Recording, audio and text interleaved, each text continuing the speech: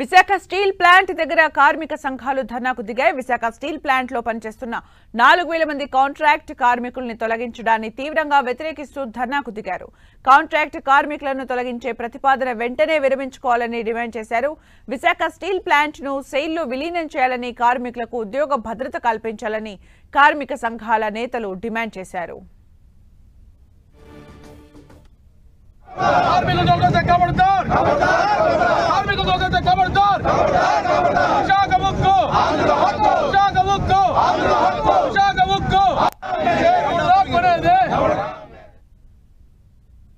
పదమూడు 310 రోజుల నుంచి ఇక్కడ ఉద్యమం నడుస్తూ ఉంది.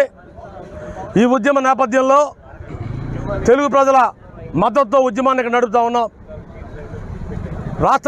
రాష్ట్రంలో ప్రభుత్వాలే మారి ఈ నేపథ్యంలో మొత్తం పూర్తి స్థాయిలో 3 బ్లాస్ట్ ఫర్నేసులు నడపాలని చెప్పేసి, యువతకు ఉద్యోగ అవకాశాలు కల్పించాలని చెప్పేసి, అట్లాగే స్టీల్ ప్లాంట్ సెయిల్లో విలీనం చేయాలని చెప్పేసి డిమాండ్ చేస్తూ ఉద్యమం కొనసాగుతూ ఉంది.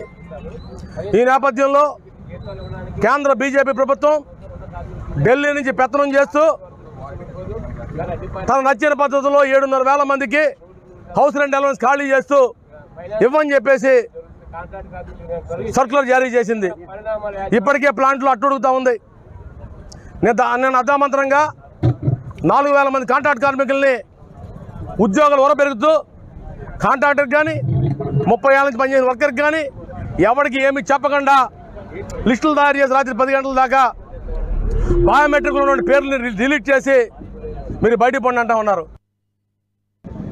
అనేక మంది త్యాగాలు, రక్తం చిందించిన తర్వాత వచ్చినటువంటి ఫ్యాక్టరీని ఇవాళ కేంద్రంలో నుండి బీజేపీ ప్రభుత్వం 8 లక్షల కోట్ల రూపాయల ఆస్తుల్ని కారు చౌకగా అమ్మి ఇక్కడ 17,000 మంది కాంట్రాక్ట్ లేబరు, పర్మనెంట్ ఎంప్లాయీస్, సుమారు ఆఫీసర్స్ కలిపేసి 18,000 మంది మొత్తం వీళ్ళందరినీ కూడా ఈదుల్లో పెట్టి ఉద్యోగాలను తొలగించి అనేక దుర్మార్గమైన చర్యలు అనమాట.